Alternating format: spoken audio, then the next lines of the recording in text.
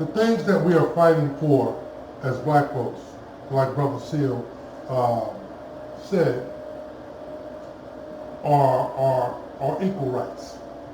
We're fighting for housing, clothing, food. And at the end he said peace. So again, the Black Power movement, Black Power is about peace and equality. Do you hear what I'm saying to you? So don't shy away when people talk about Black Power. You explain to them what it's about. Black Power is about unity. It's about strength, self-reliance, self-defense, and peace. Again, we don't have time to waste our time and energy on hating white folks. We don't. Enough time has been wasted on nonsense. We have to solve this nonsense and this condition that we're in. That's where our energy needs to be focused. That's why energy needs to be focused on stopping the brutality, on stopping the starvation, the mistreatment, the mass incarceration, and everything else that's going on that's stopping us from reaching our potential and our peaceful place.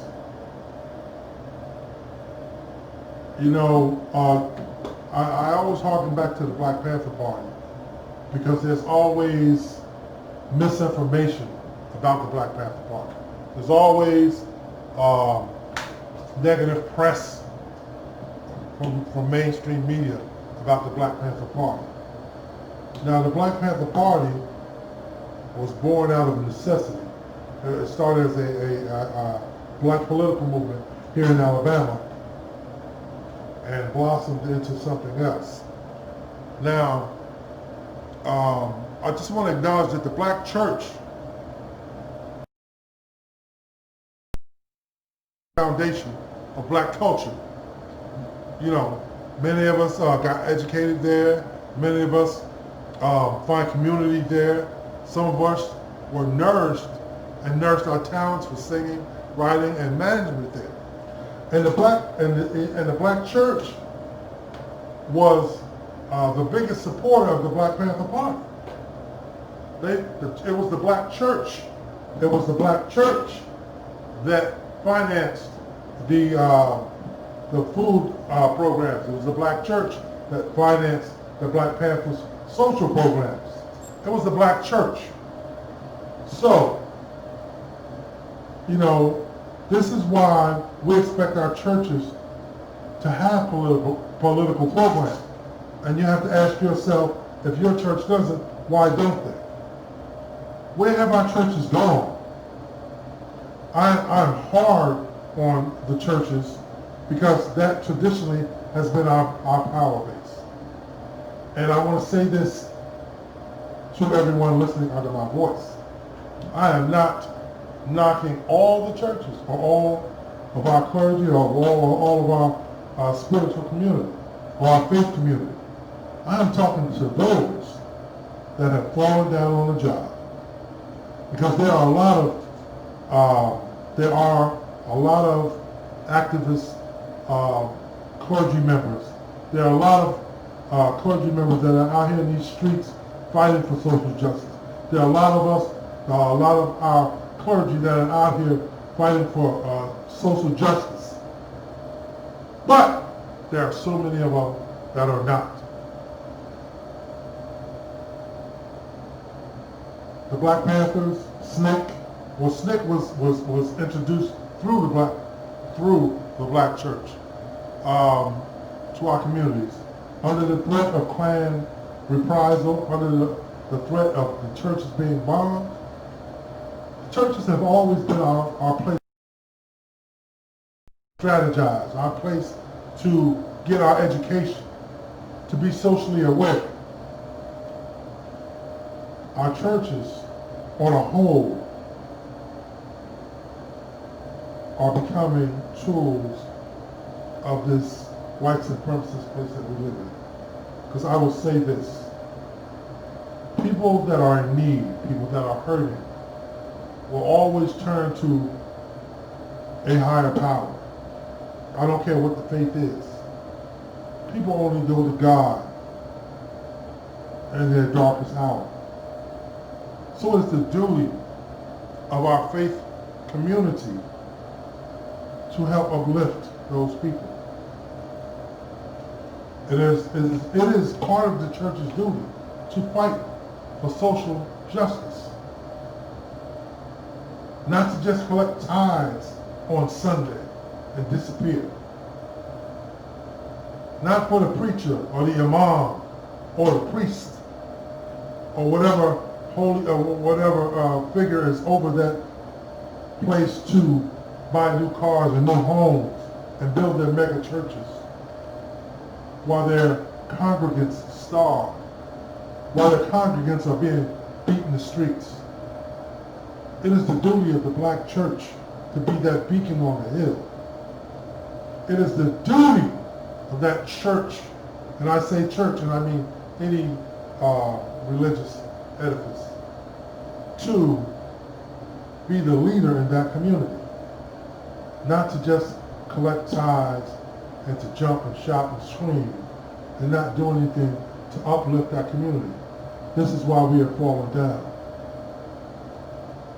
We have no more places of safe refuge. We can no longer turn to our religious figures to stand up for us and stand up with us. There are so many churches that have sold out to keep their non-profit status so they don't have to pay taxes on all the money that they collect and take out of the community. Again, I'm not talking to everyone.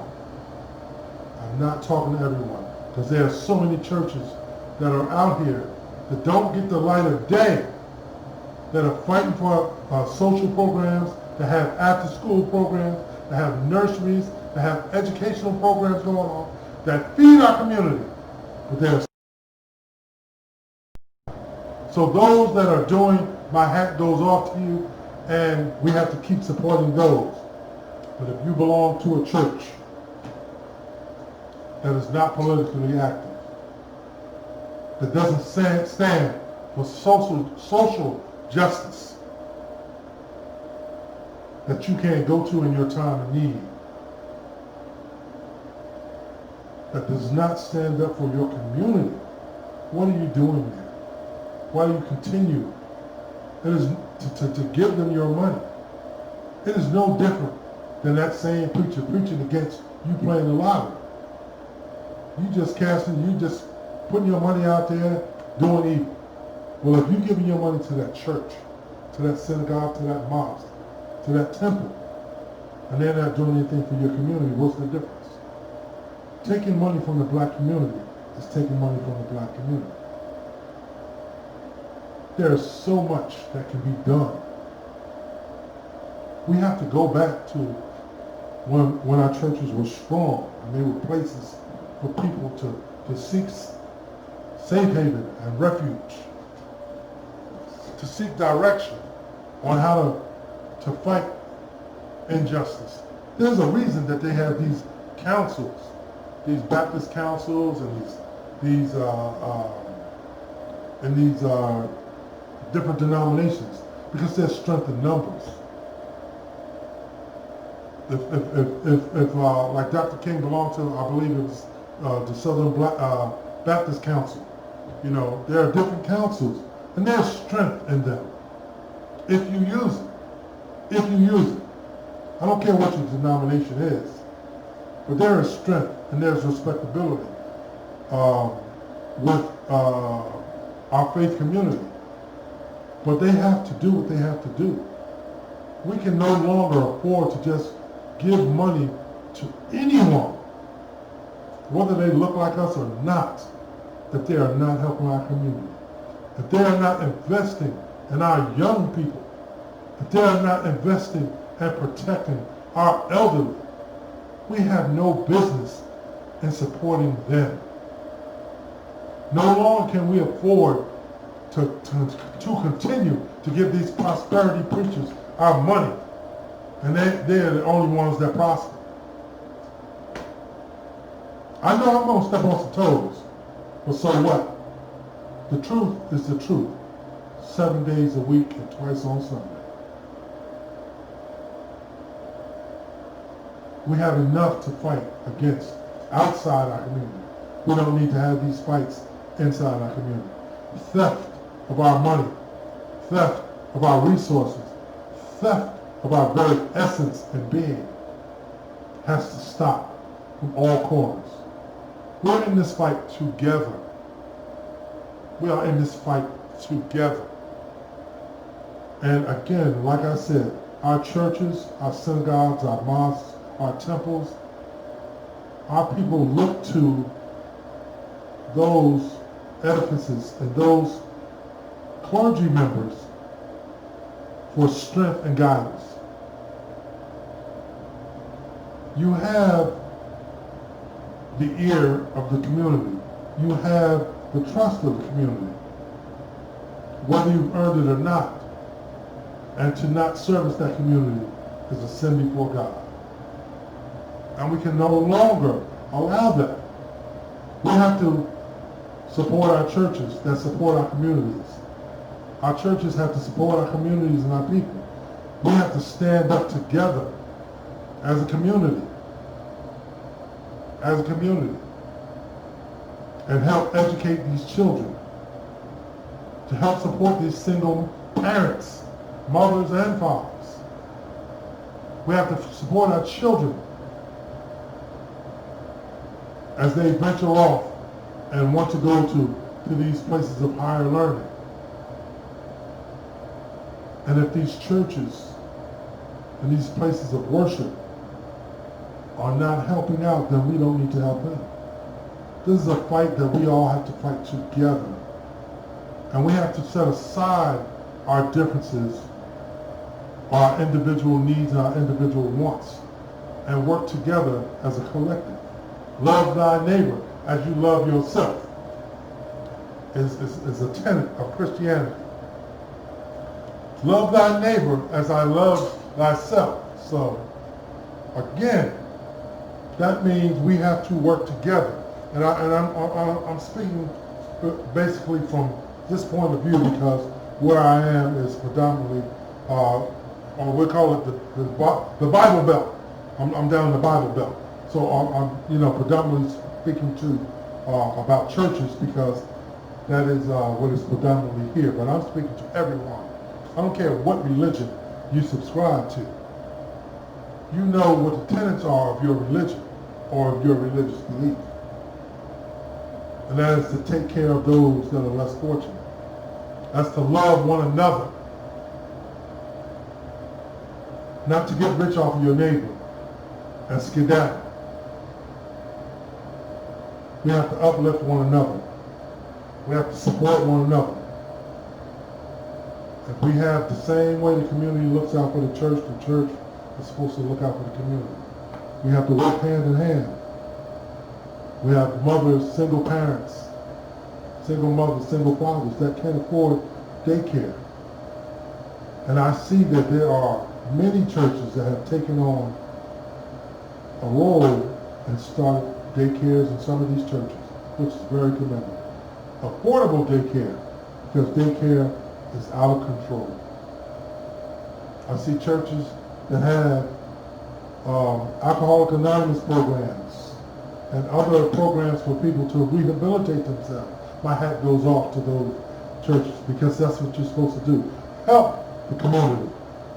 Not roll in on Sunday, pass the plate, roll down your gates, lock your doors, come back down on Wednesday night for Bible study and prayer meeting, roll your gates back down, and don't come back till Sunday. That has to stop. That has to stop. Our people are hurting and are in need. Spiritually, physically, politically, and financially. And we have to work together to rebuild our communities. We have to. The church needs to take back its role as a beacon. Because the church on a whole, has fallen down on our black community. And our churches need to stand up as a whole. Again, Again, I am not condemning all religions. I'm not condemning all churches, because I would be a liar. Because there are many doing great works. I've had some pastors and some ministers on this show in the past, and we'll have them on again, as I will others that are doing things in our community, that are fighting for the rights of the downtrodden, that are fighting for the rights of those that are getting shot down in the streets. Where's our religious community? While Breonna Taylor still is dead and still has no justice, no one is responsible for her death in Louisville, Kentucky. Our clergy has to stand up and say enough. They have to stand up with the masses. They have to stand up with the masses and say enough is enough. If you want to take our money, you have to stand up with us. If you want to take our money, you have to help feed us. If you want to take our money, you have to help educate us. No longer can we just allow churches a pass in our community. We are dying in these streets. We are starving in these streets. Our children are being left to fend for themselves. And where's the black church? Again, those in the religious community that know me, you know how I feel, and you know that you're welcome here. Those that are doing what they are supposed to do, I always lend my service and my money and my resources and my physical abilities to any church or edifice that's doing for a community. For those of you that are not, and you're only taking from our community, shame on you. Shame on you. And I ask my listeners to examine and ask yourself, is your church doing anything to uplift your community? That's all. I'm not asking anyone to change the world, but are you changing the people in your orbit? Are you helping the people in your orbit? Are you just helping yourself? If I step on your toes, I can be reached at realtalkonherschel@gmail.com.